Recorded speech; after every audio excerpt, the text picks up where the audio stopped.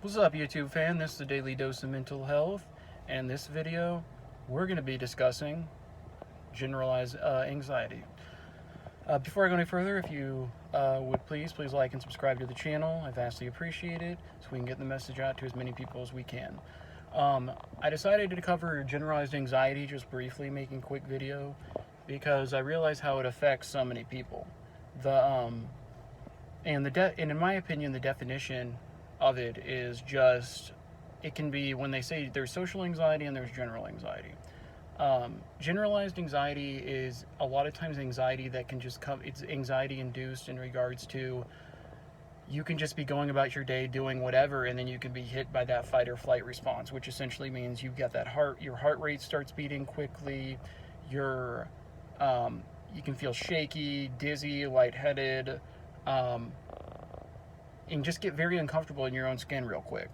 Now, there is drug-induced anxiety. There is, as I said, social anxiety, but I feel like generalized anxiety doesn't get enough attention because of how it is looked at. Now, there are many ways you can look at it, though. Some don't believe generalized anxiety is not real, which is not true. It is real. But a lot of the controversy around it comes in regards to how it is perceived. Meaning, some people just say, oh, you just have a case of the nerves, la-di-la-di-la, and it will go away. However, if you don't deal with the anxiety and you push it aside, then there's a high chance it'll come back worse.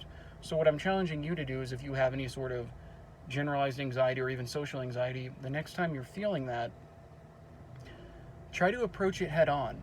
And if you're having it, meaning if you can kind of practice it and put yourself in scenarios where you can induce that anxiety. That's a lot of times what they'll do in therapies and whatnot, and gradually build upon it.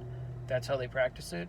If you can put yourself in a situation that can generate that response, but also have it to where if it gets too bad, you can bring it back down. If you can generate that through practicing whatever causes it, slowly and surely, though, you can actually improve that aspect.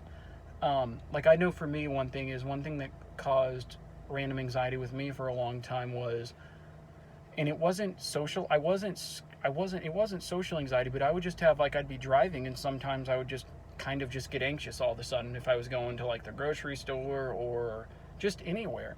And one thing I practiced was, I would go out in public and go on walks or drive, and I would try to set myself up in those scenarios to where I could kind of have a controlled response to it, to where I could induce it. And surprisingly, it worked for me.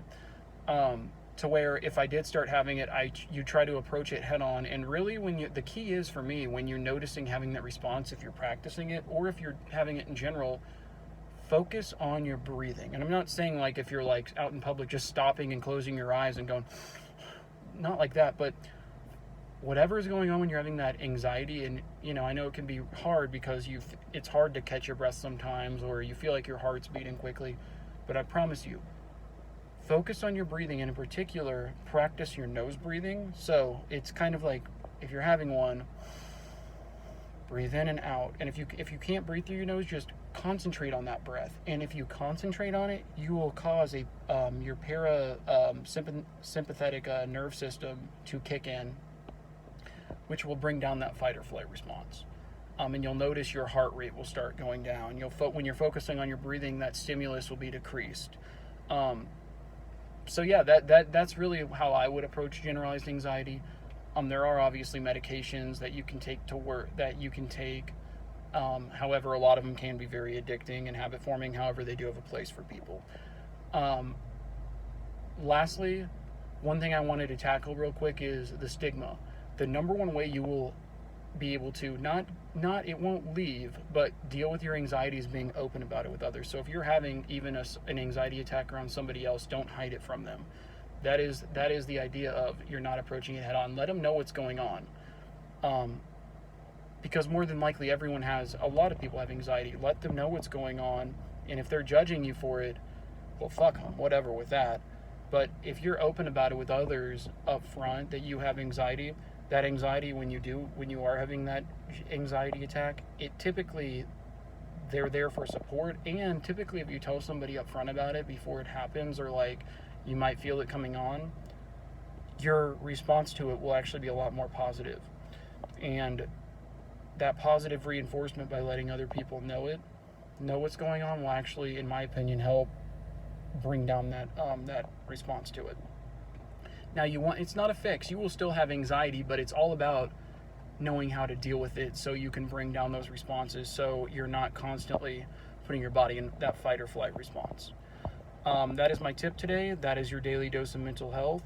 Let's get after it. Let's have a good day, good weekend, and look out for new videos next week. Love you all.